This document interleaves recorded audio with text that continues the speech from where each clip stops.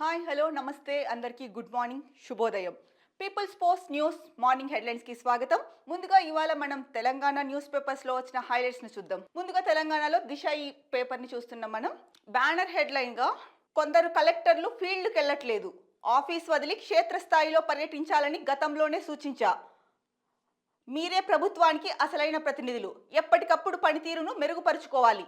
26 నుంచి రైతు భరోసా, ఇందిరమ్మ ఆత్మీయ భరోసా, కొత్త రేషన్ కార్డులు, ఇందిరమ్మ ఇండ్లు సైతం అమలు చేయాల్సిన బాధ్యత మీదే. కలెక్టర్ల సమావేశంలో సీఎం రేవంత్ రెడ్డి.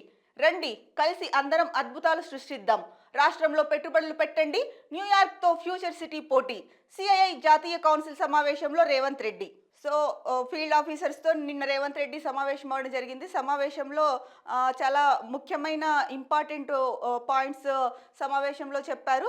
ఏంటంటే రాష్ట్ర సంక్షేమం, అభివృద్ధికి సంబంధించి తీసుకోవాల్సిన ఆల్రెడీ తీసుకున్న నిర్ణయాలు ఏవైతే చేస్తున్నారో వాటిని మరింత వేగవంతం చేసి మరింత త్వరగా వాటిని ముగించాలి అని చెప్పే ఉద్దేశంతో కీలక భేటీ నిన్న జరిగింది.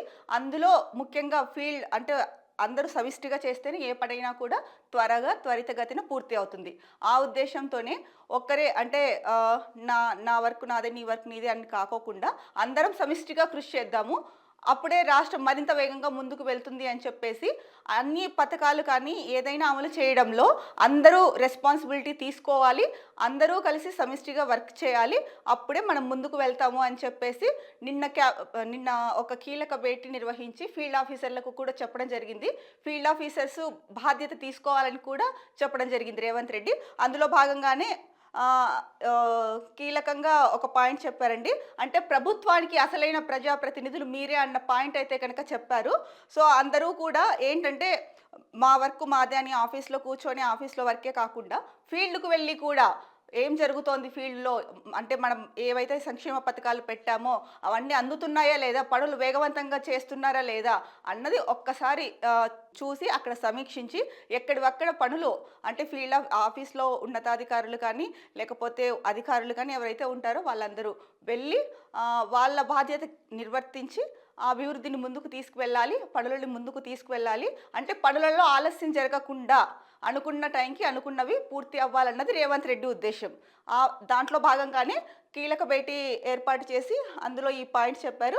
ఇంకొకటి ఏంటంటే 26వ తారీఖు నుంచి రైతు భరోసా, ఇందిరమ్మ ఆత్మీయ భరోసా సభలు ఉంటాయని చెప్పారు. ఇంకా అందరూ నిన్న కూడా మనం మాట్లాడుకున్నాం రేషన్ కార్డ్స్ గురించి, రైతు భరోసా గురించి. సంక్రాంతి కానుకగా రైతు భరోసా, తర్వాత రేషన్ కార్డ్స్ కూడా రిపబ్లిక్ డే నుంచి కూడా ఇస్తామన్నట్టు చెప్పారు. దానిపైన కూడా కసరత్తు చేసి వాటిని వేగవంతం చేస్తున్నారు. అర్హులు ఎవరైతే ఉన్నారో ఇప్పటికే దరఖాస్తులు పెట్టుకున్న వాళ్ళు చాలా అంటే లక్షల్లోనే ఉన్నారు రేషన్ కార్డు కోసం. సో వాళ్ళల్లో అర్హులందరినీ గుర్తించి అందరికీ అర్హులైన వారందరికీ కూడా రేషన్ కార్డు ఇవ్వాలన్న సంకల్పంతో రేవంత్ సర్కార్ ముందుకెళ్తోంది. ఈ సందర్భంలోనే కలెక్టర్లు చాలామంది ఫీల్డ్కి వెళ్ళట్లేదు, అందరూ వెళ్ళి అక్కడ పనులు ఎలా జరుగుతున్నాయో సమీక్షించి ముందుకు తీసుకెళ్ళాలి అన్న ఉద్దేశంతో చెప్పారు ఈ మాటలన్నీ కూడా. ఎందుకంటే కలెక్టర్ల బాధ్యత ప్రభుత్వంలో చెప్పాలంటే ప్రభుత్వంలో ముఖ్యమంత్రి, ఉప ముఖ్యమంత్రి, తర్వాత మంత్రులు ఎంత ముఖ్యమో అంతకంటే ముఖ్యం కలెక్టర్లు. ఎందుకంటే కలెక్టర్లకే ఎక్కువ అవగాహన ఉంటుంది. ముఖ్యమంత్రి మంత్రులు వెళ్తారు అంటే ఓవరాల్ అవగాహన ఉంటుంది. కాకపోతే ఏ పథకం ఎలా, ఎవరికి ఎలా పనులు జరగాలి ఏంటి అన్నది కలెక్టర్ల చేతిలో ఉంటుంది. వాళ్ళు ఏంటంటే ఐఏఎస్లు వచ్చారు అంటే కనుక వాళ్ళ నాలెడ్జ్ ఎంతనో మనందరికీ తెలిసిందే. సో ఆ నాలెడ్జ్ని ఫీల్డ్కి వెళ్ళి కూడా ఉపయోగించండి అన్నది రేవంత్ రెడ్డి గారి ఉద్దేశము. నేపథ్యంలోనే ఆ పాయింట్ తన మనసులో ఉండే ఈ కలెక్టర్లకి ఫీల్డ్కి వెళ్ళమని చెప్పారనమాట. సో దానివల్ల నిజంగానే అభివృద్ధి కూడా వేగవంతం అవుతుంది.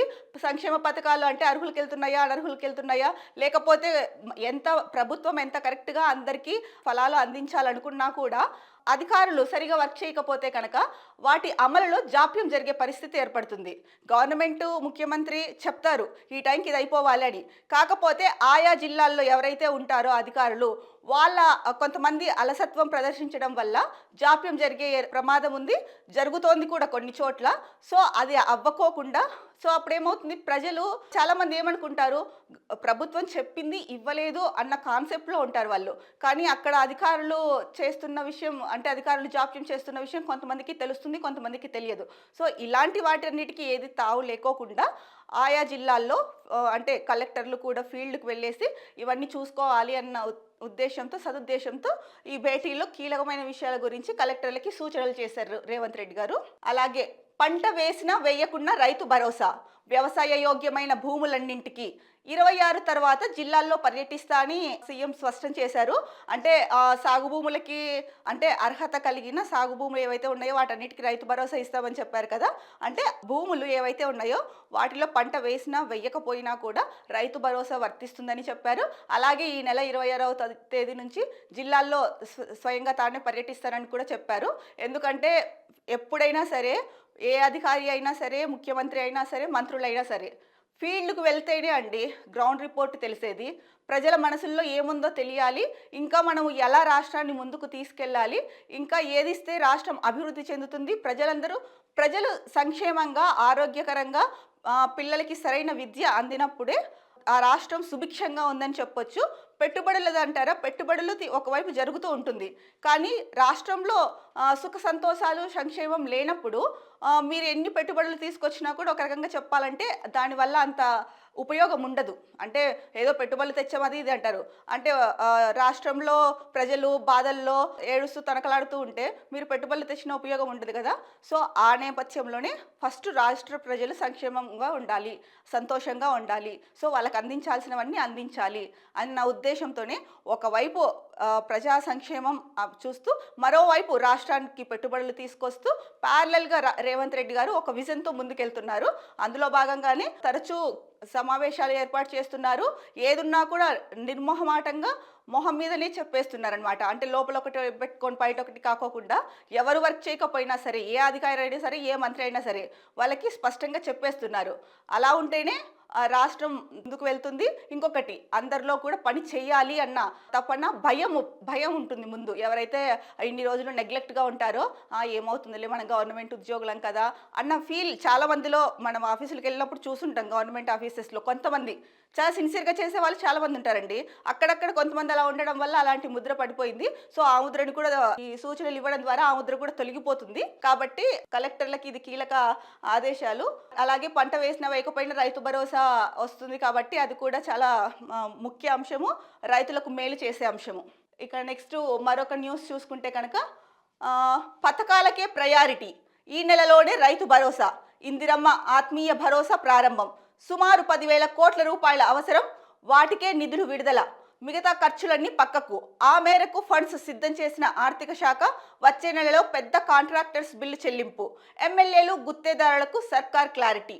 సో అంటే ఫస్ట్ పథకాలకే ప్రయారిటీ ఇవ్వాలనేసి డిసైడ్ అయింది ప్రభుత్వం అయితే కనుక.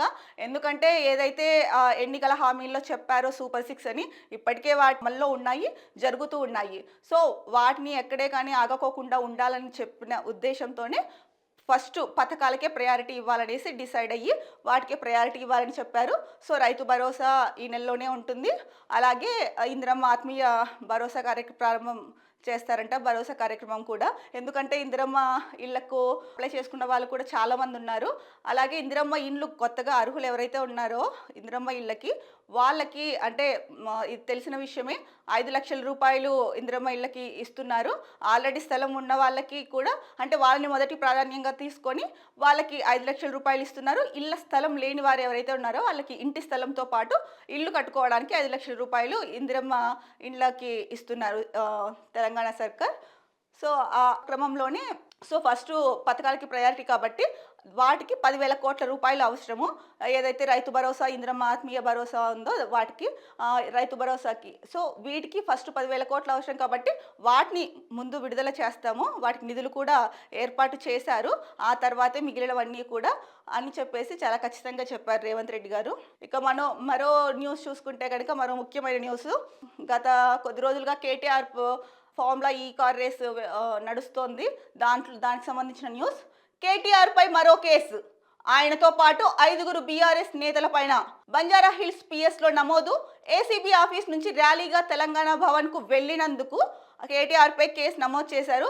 ఎందుకంటే మనం 2 రోజుల క్రితం మాట్లాడుకున్నాము. కేటీఆర్ ఏదైతే కనుక విచారణకు వెళ్ళి వచ్చారో ఆ సమయంలో ట్రాఫిక్ జామ్ అవుతోంది, మీడియాతో మాట్లాడొద్దని చెప్పినా కూడా ఆయన వినలేదు.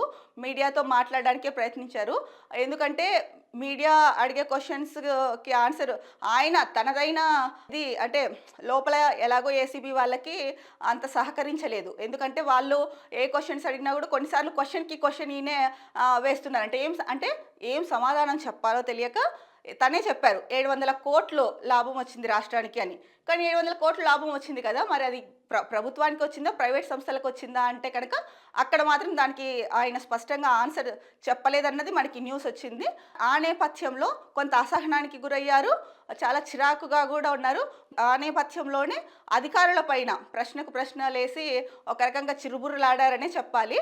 ఆ టైంలో ఆయన మీడియాతో మాట్లాడకండి ఇప్పుడు, అంటే అక్కడ ట్రాఫిక్ జామ్ చాలా ఎక్కువగా ఉంది, మనకు తెలిసిందే తొక్కిసలాట్లు ఇవన్నీ ఎక్కువ అవుతున్నాయి, ఆ ఉద్దేశంతో ఆ నేపథ్యంలో ఇక్కడ వద్దు అని చెప్పినప్పటికీ కూడా పోలీసులు చెప్పినప్పటికీ వినకుండా కేటీఆర్ మాట్లాడడం జరిగింది. సో దానిపైన కేసు పెట్టినట్టున్నారు. బంజారా హిల్స్ పిఎస్లో కేసు నమోదైంది. ఇప్పటికే ఫార్ములా ఈ కార్ రేస్ కేసులో నిందితుడుగా ఉన్న బీఆర్ఎస్ వర్కింగ్ ప్రెసిడెంట్ కేటీఆర్ పై బంజారా హిల్స్ పిఎస్లో నిన్న కేసు నమోదయ్యింది. ఏసీపీ విచారణకు హాజరైన ఆయన అనంతరం పోలీసుల ఆదేశాలు పాటించకుండా బంజారా హిల్స్ నుంచి తెలంగాణ భవన్ వరకు ర్యాలీగా వెళ్లారని సబ్ ఇన్స్పెక్టర్ గోవర్ధన్ ఫిర్యాదు చేయడంతో కేసు నమోదయ్యింది. మరి ఇది తప్పు కదండి. ఏసీబీ విచారణకు వెళ్ళారు, విచారణకు వెళ్ళిన తర్వాత నువ్వు వెళ్ళిపోవాలి. ఈ విచారణ ముగిసిన తర్వాత ర్యాలీగా వెళ్ళడం ఏంటి? ఏమన్నా యుద్ధం చేసి గెలిచొచ్చారా? ర్యాలీగా వెళ్ళి మీకు పూలవర్షం కురిపించడానికి కాదు కదా. మీరు ఒక కేసులో మీరు A1 ముద్దాయిగా ఉన్నారు, A1 నిందితుడిగా ఉన్నారు. A1 నిందితుడిగా ఉన్నప్పుడు ఏసీబీ విచారణకు వెళ్ళారు, అక్కడ అయిపోయింది. మీరు అసహనం ప్రదర్శించడం ఇదంతా అయిపోయింది. ఏం చెప్పాలో తెలియక ఒక రకంగా చెప్పాలంటే ఆ టైంలో మీకు సరిగా ఆక్సిజన్ కూడా అందిండదు అనేసి అనిపించింది. మీ ఫేస్ ఎక్స్ప్రెషన్స్ కానీ మీరు మాట్లాడిన మాటలు కానీ చూస్తే ఆ రోజు మీ లాంగ్వేజ్ కూడా అంత వరెస్ట్గా మాట్లాడారు. ఒక మాజీ మంత్రిగా మీరు ఏదైతే అంటే ఒక మనిషిగా అలాంటి మాటలు మాట్లాడకూడదు. అందులో ఒకప్పుడు ఉన్నత స్థాయి పదవిలో ఉండి కూడా మీరు అంత చాలా గలీజ్ భాష మాట్లాడారు. రాష్ట్ర ప్రభుత్వం మీద అయితేనేమి, రేవంత్ రెడ్డి గారి మీద అయితేనేమి మాట్లాడారు, అయిపోయింది. మళ్ళీ ర్యాలీగా వెళ్ళొద్దు అని పోలీసులు చెప్తున్నా కూడా మీరు అసలు మీడియాతోనే అక్కడ ఎక్కువ జనాలు ఉన్నారు మాట్లాడొద్దు అంటేనే ర్యాలీగా వెళ్ళారు. అదేమన్నా మీరు వీరయుద్ధం గెలిచి వచ్చారా? పోనీ తెలంగాణ కోసం ఏమైనా చేసి వచ్చారా? ఏం కాదు కదా. మీరే నిందితుడిగా ఉన్నారు, వెళ్ళేసి వచ్చారు. దానికి ర్యాలీగా వెళ్ళడం ఏంటి? ఇట్లాంటి పిచ్చి పిచ్చి పనులు చేస్తారు. కేసులు నమోదు చేయమంటే చేయరండి. మళ్ళీ ఏమో దాన్ని కూడా రాజకీయంగా ఏదో ఒకటి చేసి ఓ క్రేజ్ తెచ్చుకోవాలని చెప్పేసి ప్రజలకి నెగిటివ్ సంకేతాలు పంపించడానికి ప్రయత్నం చేస్తున్నారు. కానీ కేటీఆర్ మీరు ఏం భయపడకండి, అన్నీ గమనిస్తున్నారు ప్రజలు. మిమ్మల్ని ఎవరైతే ఇదిగా అనుకున్నారో వాళ్ళందరికీ కూడా మీ భాగవతం తెలిసిపోయింది. So be careful. ఇలాంటి పిచ్చి పనులు చేయకండి. ఎందుకంటే ఒకరికి చెప్పే స్థానంలో ఉన్న మీరే ఇలాంటి వాటికి దిగజారితే కనుక ఇంకా మేము కూడా ఏం చెప్పలేము, అర్థం చేసుకోండి. కేసీఆర్ను కలిసిన కేటీఆర్ ఏసీబీ విచారణ వివరాలు అడిగి తెలుసుకున్న గులాబీ బాస్ ఈడీ ఎంక్వైరీని ధైర్యం ఎదుర్కోవాలని సూచన. 28 వరకు హరీష్ రావును అరెస్టు చేయొద్దని ఇంకోవైపు హైకోర్టు చెప్పింది. అయితే ఎట్టకేలకు చాలా రోజుల తర్వాత గులాబీ బాస్ కేసీఆర్ బయటకు వచ్చారు. తన సుపుత్రుడు కేటీఆర్కి ఈడీ విచారణ మంచిగా ఎదుర్కోవాలి అని చెప్పేసి సూచనలు చేశారు.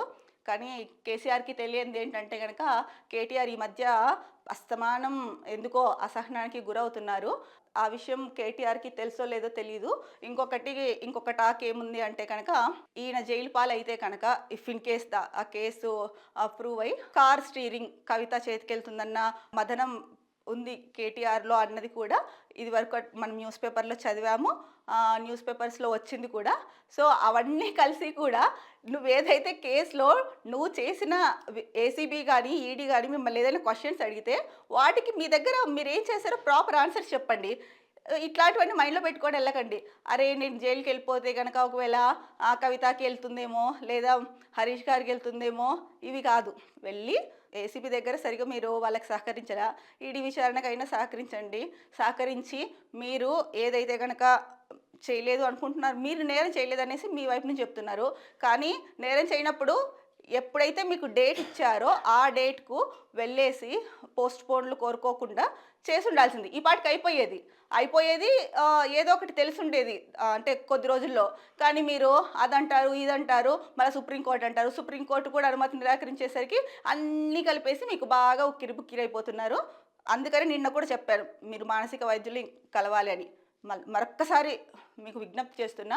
నిజంగా కేటీఆర్ మీరు మానసిక వైద్యుల్ని కలిస్తే కనుక మీరు చాలా ప్రశాంతంగా ఉంటారు. ఈ కేసులు కూడా సజావుగా మీరు ఈ కేసుల్లో విచారణలో సజావుగా ఆన్సర్లు చెప్తారు. అందరి సమయం వృధా అవుతుంది. దీన్ని ఇలా లాగదీయకండి. అంటే గోటితో పోయేదాన్ని గొడ్డల దాకా అంటారు కదా, అట్లా లాగదీసుకుంటూ వెళ్ళకండి. ఒకవేళ తప్పు చేసుంటే ఒప్పుకోండి. అందుకే కదా ఇవన్నీ, లేకపోతే ఎందుకు వస్తాయి? నిప్పులెంత పొగ రాదు కదా, ఇది కూడా అంతే. ఆ విషయం మీకు బాగా తెలుసు, మీరు చేశారని. సో మీ నాన్నగారు, స్వయంగా మీ నాన్నగారు చెప్తున్నారు, వివరాలు అడిగి తెలుసుకున్నారు ఏసీబీ విచారణవి. అలాగే ఈడీ ఎంక్వైరీని ధైర్యంగా ఎదుర్కోమని చెప్పారు. ధైర్యంగా ఎదుర్కోండి, చిరుబుర్రులాడకండి. అలాగే హరీష్ రావుని, అంటే దీనికి సంబంధించి హరీష్ రావుని అరెస్ట్ చేయొద్దు 28వ తేదీ వరకు అని చెప్పేసి హైకోర్టు చెప్పింది. సో ఆలోపు హరీష్ రావు ఏం ప్రిపేర్ అవుతారో మరేంటో, ఎలాంటి ఆన్సర్లు చెప్పాలనేసి కేటీఆర్ వచ్చిన తర్వాత అడిగి తెలుసుకొని ఇద్దరు కూర్చొని మాట్లాడుకుంటారేమో, ముచ్చట్లు పెట్టుకుంటారేమో. ఇవి అడిగారు, అవి అడిగారు, నువ్వు ఇది చెప్పమావా, అది చెప్పావా, ఇది అని. ఏమో చెప్పుకోవచ్చు, చెప్పుకోండి. ఇంకొక news. Brigade pre launch interest, expression of interest పేరిట దందా. నియోపోలిస్ ఏరియాలో న్యూ ప్రాజెక్ట్. సోషల్ మీడియాలో జోరుగా మార్కెటింగ్. అనుమతులు తీసుకోకుండా బిజినెస్. సిటీలో కొత్త పదాలు వెతుకుతున్న బిల్డర్లు. సాహితీ తరగా మోసాలకు ఛాన్స్. జాగ్రత్తగా ఉండాలంటున్న నిపుణులు. ఈ మధ్యకాలంలో బిల్డర్స్, అంటే చాలామంది బిల్డర్స్ అనుమతులు తీసుకోకుండా కట్టేసి బిల్డింగ్స్ ఏవో ఒక పేపర్స్ చూపించేసి అమ్మేస్తున్నారు ఫ్లాట్లు.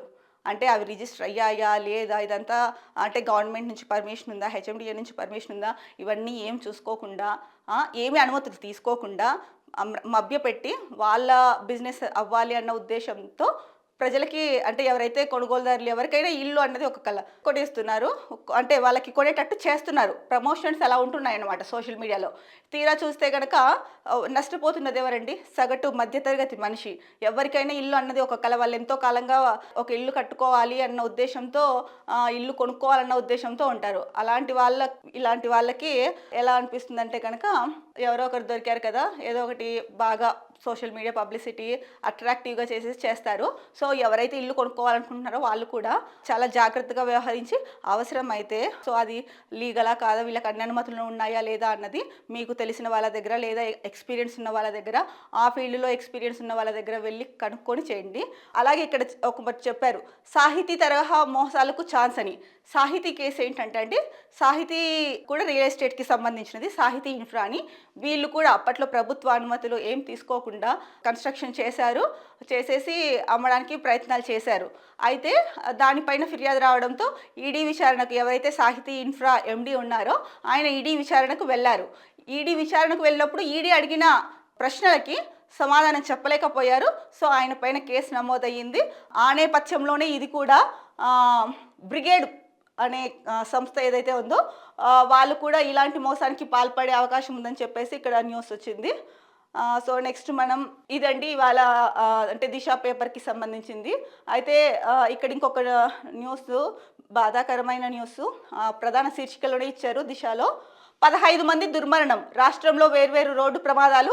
సూర్యాపేట జిల్లాలో లారీ బస్సు ఢీ, అక్కడికక్కడే 5 మృతి. ఈ మధ్యకాలంలో రోడ్డు ప్రమాదాలు కూడా ఎక్కువగా జరుగుతున్నాయి. కొంచెం జాగ్రత్తగా చూసి, అంటే ఒక్కొక్కసారి ఎంత జాగ్రత్తగా వెళ్ళినా కూడా, మనం జాగ్రత్తగా వెళ్తున్నా అటువైపు వాళ్ళు జాగ్రత్తగా రాకపోయినా ఇద్దరికీ నష్టమే జరుగుతోంది. కాబట్టి డ్రైవింగ్ చేసేటప్పుడు సరైన ప్రమాణాలు పాటించి ఇంటికి సేఫ్గా చేరుకోండి. మీ కుటుంబ సభ్యులందరూ మీకోసం ఎదురు చూస్తూ ఉంటారు.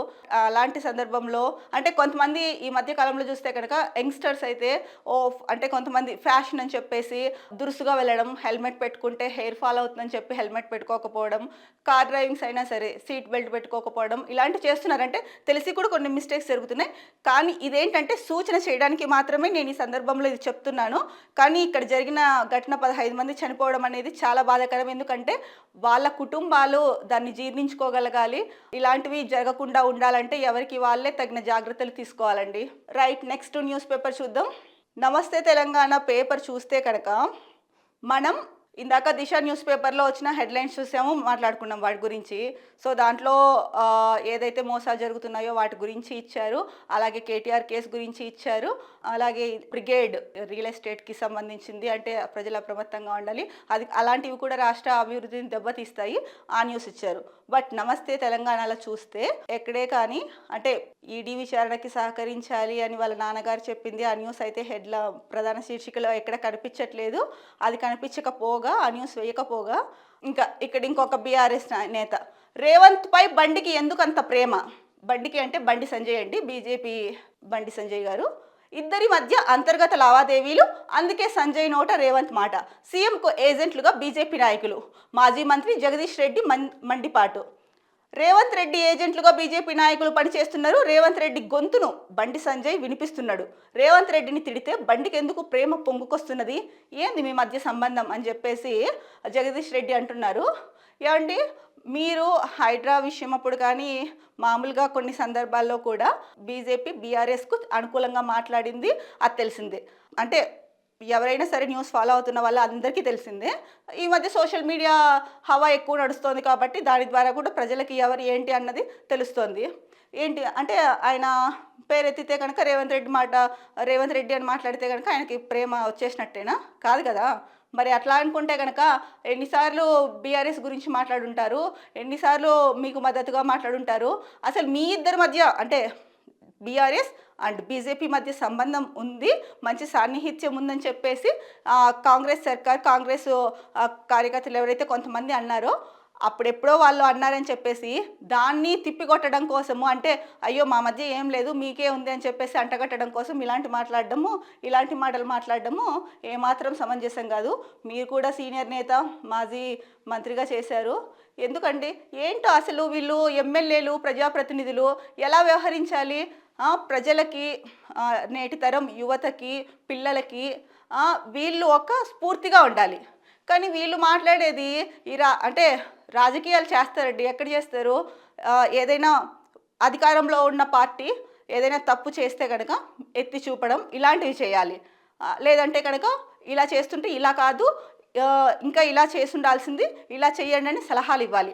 అంతేగాని అసెంబ్లీకి రాకుండా నల్ల బట్టలు ధరించి ధర్నాలు చేయడము ఇవన్నీ సమంజసం కాదు. దీనికి తోడు ముఖ్యంగా మీరు ప్రభుత్వం చేసే అభివృద్ధి తట్టుకోలేకపోతే కనుక కామ్గా చూస్తూ కూర్చోండి. అంతేకాని దానిపైన బురద చల్లి నెగిటివ్గా ప్రజల్లోకి తీసుకెళ్ళకండి.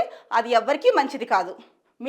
మీకైతే అసలే మంచిది కాదు. ఎందుకంటే మీరు మాజీ మంత్రులుగా చేశారు, ఎమ్మెల్యేలుగా చేశారు, అంత ఉన్నత పదవులు చేసి ఇలాంటి మాటలు మాట్లాడడము చాలా చండాలంగా ఉంటుంది. మనకు తెలిసిందే అండి, నమస్తే తెలంగాణ బీఆర్ఎస్ పార్టీది. వీళ్ళు ఎంతసేపు ప్రభుత్వాన్ని తిప్పి కొట్టడము ఇదే ఉంటుంది. కానీ ఇప్పుడు పథకాలకే ఫస్ట్ ప్రయారిటీ అని చెప్పేసి రేవంత్ రెడ్డి గారు చెప్పారు. ఆ న్యూస్ వేశారండి. ఎక్కడైనా కానీ ఆ న్యూస్ వచ్చిందా చూడండి. ప్రధాన శీర్షికలో ఆ న్యూస్ వచ్చిందా? అది రాష్ట్ర అభివృద్ధి కోసమే కదా. ఎందుకు వేయరు అట్లాంటి న్యూస్? తర్వాత కలెక్టర్లో ఆఫీసులోనే కూర్చోకుండా, సీట్లలోనే కూర్చోకోకుండా ఫీల్డ్కి వెళ్ళి పని చేయండి, ప్రభుత్వంలో మీదే కీలకమైన బాధ్యత అని చెప్పి కలెక్టర్లతో కీలక భేటీ నిర్వహించారు. అలాంటప్పుడు మీరేం చేశారు? ఆ న్యూస్ అయినా ఇచ్చారా? ఇవ్వాల. అంటే మీకు నచ్చింది మాత్రమే వేసుకోవడానికి పత్రిక పెట్టుకున్నారు, అంతేనా? అలా కాకోకుండా ప్రభుత్వం ఏం మంచి పనులు చేసిందో అవి కూడా చెప్పండి. మీ గురించి భజన మీరే చేసుకున్నప్పటికీ కూడా ప్రభుత్వం చేసిన పనుల గురించి కూడా చెప్పండి. వెలుగులో కూడా ప్రధాన అంశం బ్యానర్ ఐటమ్గా పక్కాగా అర్హుల ఎంపిక, అందుకోసం గ్రామ వార్డు సభలు నిర్వహించాలి, 4 స్కీముల అమలుకు 15లోగా గ్రౌండ్ వర్క్ పూర్తవ్వాలి, కలెక్టర్లకు సీఎం రేవంత్ రెడ్డి ఆదేశం. సో మనం దిశ న్యూస్ పేపర్లో చూసాము, రేవంత్ రెడ్డి కలెక్టర్లతో కీలక భేటీ నిర్వహించి ఏవైతే చెప్పారో ఆ న్యూసే దీంట్లో కూడా ప్రధాన బ్యానర్ ఐటంగా ఇచ్చారనమాట. మనం నిన్న న్యూస్ పేపర్లో కూడా చూసాము, అర్ధరాత్రి బెనిఫిట్ షోలపై పర్మిషన్ ఎందుకు ఇచ్చారని చెప్పేసి హైకోర్టు రాష్ట్ర ప్రభుత్వంపై తీవ్ర సంతృప్తి వ్యక్తం చేసింది. దానికి సంబంధించిన న్యూసే వెలుగులో కూడా ఇచ్చారు. ఇవాళ కూడా పడుకోవాల్సిన టైంలో సినిమాలేంటి, రాత్రి 2 గంటలకు పిల్లలను పేరెంట్స్ రోడ్లపైకి ఎట్లా పంపిస్తారు, గేమ్ చేంజర్ టికెట్ల పెంపు ఉత్తర్వులపై 24 గంటల్లో పునఃసమీక్షించండి, ప్రజల భద్రతకు మొదటి ప్రాధాన్యత ఇవ్వాలి, ప్రభుత్వాన్ని ఆదేశించిన హైకోర్టు, టికెట్ల రేట్ల పెంపుపై మధ్యంతర ఉత్తర్వులు జారీ చేశారు.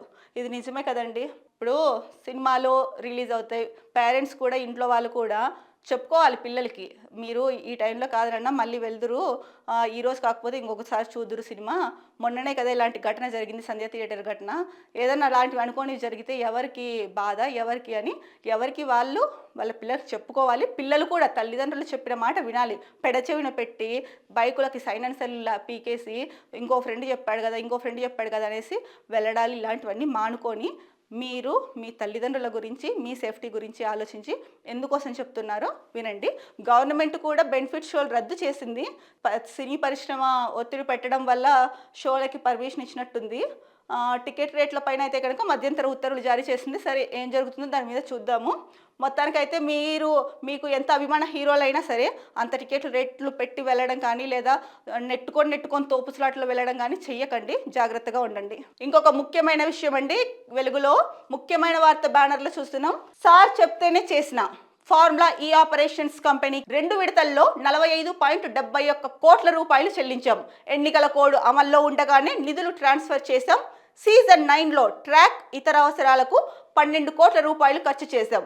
ఏసీబీ విచారణలో హెచ్ఎండిఏ మాజీ చీఫ్ ఇంజనీర్ బిఎల్ఎన్ రెడ్డి వెల్లడి. ఫార్ములా ఈ కేసులో 6 గంటల పాటు విచారణ, స్టేట్మెంట్ రికార్డు.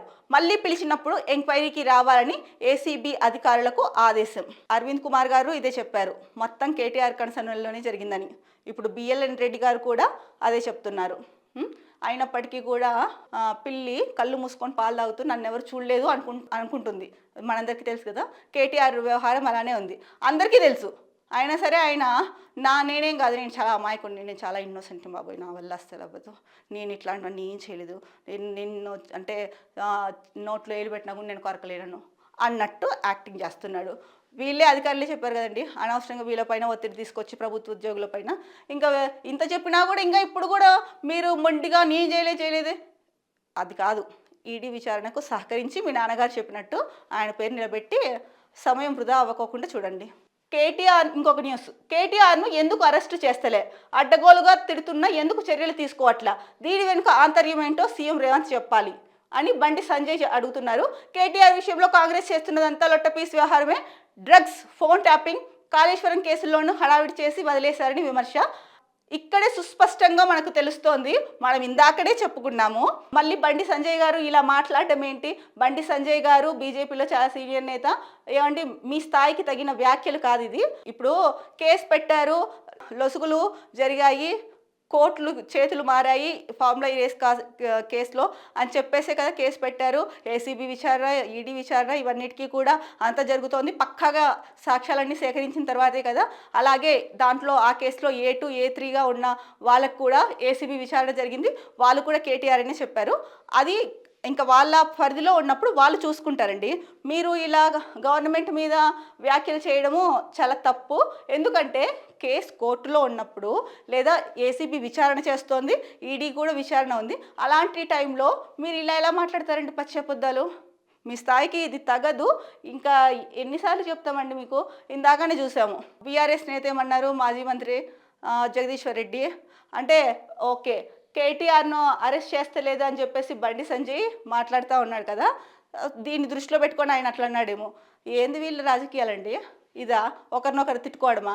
అరే రాష్ట్రం అభివృద్ధి చెందాలి, ఎలా ముందుకు తీసుకెళ్ళాలి, ప్రజలకు ఏం చేయాలి, వీటి మీద మీ సలహాలు సూచనలు ఇవ్వండి. మీరు చిన్నపిల్లల్లాగా తిట్టుకోవడం ఏంటండి? బుద్ధి ఉండాలి కొంచెమైనా. డ్రగ్స్, ఫోన్ ట్యాపింగ్, కాళేశ్వరం కేసుల్లోనూ హడావిడి చేసి వదిలేశారా? ఎక్కడ వదిలేశారు సంజయ్ గారు? మిమ్మల్ని ఒక్కటే సూటి ప్రశ్న సంజయ్ గారు, ఎక్కడ వదిలేశారు?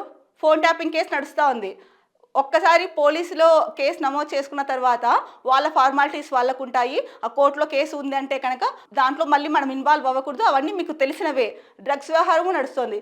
కాళేశ్వరం పైన కమిషన్ వేశారు, 3 వారాల్లో నివేదిక పూర్తవుతుందని 3 రోజుల క్రితమే కదండి చెప్పింది. వదిలేశారా? ఎక్కడ వదిలేశారు? మీరు అసలు చూస్తున్నారా రాష్ట్రంలో ఏం జరుగుతుందో, లేకపోతే ఢిల్లీలో వెళ్ళి కూర్చుంటున్నారా? ఒకసారి ఢిల్లీలోనే కాకోకుండా ఏదో ఒకటి మాట్లాడాలని నోటికి వచ్చింది మాట్లాడుకోకుండా ఇక్కడుండి చూడండి ఏం జరుగుతోంది, ఏం జరగట్లేదు అని. అంతేగాని ఇష్టం వచ్చినట్టు మాట్లాడి ఇలా నవ్వుల పాలు కాకండి, మాకు కూడా బాధేస్తుంది. సో ఇది రోడ్డు ప్రమాదం జరిగింది కదండి, 15 మంది దుర్మరణం చెందారని ఆ న్యూస్ కూడా బ్యానర్ ఐటంగా ఇచ్చారు. సో ఈ ప్రమాదంలో మృతి చెందిన వారందరి ఆత్మకు శాంతి కలగాలనేసి మనస్ఫూర్తిగా వేడుకుంటున్నాను. చివరి ఆయకట్టు వరకు నీళ్ళు ఇవ్వాలి. ఎస్ఆర్ఎస్పీ కింద 9.68 లక్షల ఎకరాలకు అందాలి. మంత్రి ఉత్తమ్ కుమార్ రెడ్డి చెప్పారు. తాగునీటి అవసరాల కోసం నీటి నిల్వలను మెయింటైన్ చేయాలి. కాల్వల నిర్వహణను మెరుగుపరచాలని అధికారులకు ఆదేశం. ఎల్ఎండి ఎగువ దిగువన వారబందీ పద్ధతిలో నీళ్ళిస్తున్నామన్న అధికారులు. సో చివరి ఆయకట్టు వరకు అంటే నీళ్ళు ఇవ్వాలి అని చెప్పేసి ఉత్తమ్ కుమార్ రెడ్డి చెప్పారు. రైతుల సంక్షేమమే కాంగ్రెస్ సర్కార్ ప్రధాన లక్ష్యమని ఫస్ట్ నుంచి చెప్తూ వస్తున్నారు.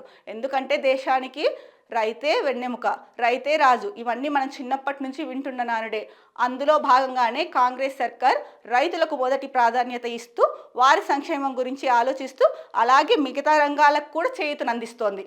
అందులో భాగంగా నీళ్లు అంటే సాగుకి నీరు అందించాల్సిన విషయం గురించి చెప్పారనమాట. ఇక నెక్స్ట్ న్యూస్ చూద్దామండి. ఈనాడులో కూడా బ్యానర్ ఐటమ్గా మనకి ఇచ్చినది లబ్ధిదారుల వివరాల వెల్లడికి గ్రామ సభలు. 15లోగా పథకాల అమలుకు అధికారులు సన్నద్ధం అవ్వాలి. ఒక వ్యక్తికి ఒకే చోట రేషన్ కార్డు. రైతు భరోసా అమలులో పొరపాట్లకు తావివ్వద్దు. 26 తర్వాత జిల్లాల పర్యటనలో ఆకస్మిక తనిఖీలు. కలెక్టర్ల సదస్సులో ముఖ్యమంత్రి రేవంత్ రెడ్డి. మనం ఈ న్యూస్ గురించి ముందే మాట్లాడుకున్నాము. ఈనాడు కూడా దీన్నే ప్రధాన బ్యానర్ ఐటమ్గా ఇచ్చింది. తర్వాత ఇంకొక న్యూస్ చూసుకుంటే కనుక 6 ఏళ్లలో 3 రెట్లు పెరిగిన సిఎస్సి ఫలితంగా ఇంజనీరింగ్ విద్యలో లోపిస్తున్న సమతుల్యత. అన్ని కోర్ బ్రాంచీల్లో ఏఐ సిలబస్ అనుసంధానించండి. ఏఐసిటిఈకి సమర్పించిన దృక్కోణ ప్రణాళికలో రాష్ట్ర ప్రభుత్వం. సో రాష్ట్ర ప్రభుత్వం ఇంజనీరింగ్ విద్య మీద కూడా ఫోకస్ పెట్టింది, అంటే విద్యారంగం పైన ఫోకస్ పెట్టింది. అది మనందరికీ తెలిసిందే. సో ఇప్పుడు ఇంజనీరింగ్ విద్యలో కూడా అంటే ఏఐ సిలబస్ అన్ని కోర్ బ్రాంచీల్లో ఏఐ సిలబస్ని అనుసంధానించండి అంటున్నారు. ఎందుకంటే రాబోయే రోజుల్లో అంతా కూడా మనకి ఏఐఏ ఉంటుంది అని చెప్పేసి అంటున్నారు, ఆర్టిఫిషియల్ ఇంటెలిజెన్స్. సో అందుకనేసి సిలబస్ని అనుసంధానించండి అని చెప్పేసి ఏఐసిటిఈకి సమర్పించిన దృక్కోణ ప్రణాళికలో రాష్ట్ర ప్రభుత్వం స్పష్టం చేసింది. ఏ అంశాలను పరిగణలోకి తీసుకోండి అని కూడా చెప్పిందో ఒకసారి చూద్దాం. విశ్వవిద్యాలయాలు కోర్ బ్రాంచీల్లో డిజిటల్ కంప్యూటేషన్ స్కిల్స్కు అనుసంధానం చేసుకోవాలి. అవసరమైన చోట్ల AI, data science, automation, robotics, drone technology తదితర వాటిని చేర్చేలా ప్రోత్సహించాలి. కోర్ బ్రాంచీల్లో ఎమర్జింగ్ ఏరియాలకు సంబంధించి 18 నుంచి 20 క్రెడిట్లతో కూడిన మైనర్ లేదా హానర్ డిగ్రీ కోర్సులను ప్రవేశపెట్టాలి. అన్ని బీటెక్ బ్రాంచీల్లో డేటా సైన్స్, ఏఐ సమ్మేళనంతో ఒక సబ్జెక్ట్ ప్రవేశపెట్టాలి. సివిల్ ఇంజనీరింగ్కు సంబంధించి valuation, enterprise, resource planning, real estate సంబంధిత అంశాలను ప్రవేశపెట్టాలి. ఎలెక్టివ్ కోర్సులను ఎంచుకోవడానికి విద్యార్థులకు వెసులుబాటు ఇవ్వాలి. బయోమెడికల్ ఇంజనీరింగ్ ప్లస్ ఏఐ లాంటి మల్టీ డిసిప్లినరీ ప్రాజెక్టులను ప్రోత్సహించాలి. నిజంగా ఇది చాలా అద్భుతమైన విషయము. ఎందుకంటే టెక్నాలజీ రోజు రోజుకి మారిపోతుంది. ఈ క్రమంలో విద్యార్థుల్లో కూడా దాని తగ్గట్టు నైపుణ్యాలు పెంచుకోవాలన్న సదుద్దేశంతో ఇంజనీరింగ్ ఎడ్యుకేషన్లో ఈ అంశాలను, ఇందాక మనం చెప్పుకున్న అంశాలను పరిగణలోకి తీసుకోవాలి. ముఖ్యంగా ఏఐ, డేటా సైన్స్ వీటి సమ్మేళనంతో ఒక సబ్జెక్ట్ను ప్రవేశపెట్టాలని చెప్పేసి అన్నారు. తర్వాత ఎలెక్టివ్ కోర్సులను ఎంచుకోవడానికి విద్యార్థులకు వెసులుబాటు ఇవ్వాలి. బయోమెడికల్ ఇంజనీరింగ్ ప్లస్ ఏఐ లాంటి మల్టీ డిసిప్లినరీ ప్రాజెక్టులను ప్రోత్సహించాలి అన్నారు. ఇది చాలా అద్భుతమైన విషయం అండి. ఎందుకంటే రేపు ప్రొద్దున ఫ్యూచర్లో అంతా కూడా ఏఐ అంటున్నారనేసి ఇందాక అనుకున్నాం కదా. సో దీన్ని ప్రవేశపెట్టడం వల్ల విద్యార్థుల్లో కూడా ఎప్పుడు కామన్ సిలబసే ఇంజనీరింగ్ అయిపోతుంది, కానీ కొంతమందికి తగిన కమ్యూనికేషన్ స్కిల్స్ ఉండవు, లేదంటే ఇప్పుడున్న అధునాతన టెక్నాలజీ పైన కూడా వాళ్ళకి సరైన అవగాహన ఉండడం లేదు. సో సిలబస్లో దీన్ని ప్రవేశపెట్టడం విద్యార్థులకి చాలా చాలా చాలా ఉపయోగకరం. రేపు ప్రొద్దున ఉద్యోగాల్లో కానీ లేకపోతే వాళ్ళే ఒక సొంతంగా స్టార్టప్ కంపెనీలో ప్రారంభించడానికి కానీ చాలా ఉపయోగపడుతుంది. రేవంత్ సర్కార్ ఆలోచన విధానము విద్యారంగంలో హర్షణీయం అండి. సో ఇక్కడ కూడా మనం చూస్తున్నాం, ఈనాడులో బ్యానర్ ఐటంలో వచ్చింది కేటీఆర్, అరవింద్ ఆదేశాలనే అమలు చేశారని చెప్పేసి ఎవరైతే బిఎల్ఎన్ రెడ్డి ఉన్నారో ఆయన కూడా అదే విషయమే చెప్పారు. మనం ఇందాక దాని గురించి డిస్కస్ చేసుకున్నాము. ఈనాడు వాళ్ళు కూడా అదే ఇచ్చారు. సేమ్ టికెట్ల ధరల పెంపును పునఃసమీక్షించండి హైకోర్టు చెప్పింది. మధ్యంతర ఉత్తర్వులు జారీ చేసింది కదండి, దాని గురించి కూడా ఈనాడు బ్యానర్ ఐటంగా ఇచ్చింది. ఇది ఇవాళ తెలంగాణ న్యూస్ పేపర్స్ అనాలిసిస్. రేపటి అనాలిసిస్లో మళ్ళీ కలుద్దాం. అంతవరకు సెలవు, నమస్కారం. Be happy, stay strong, stay healthy.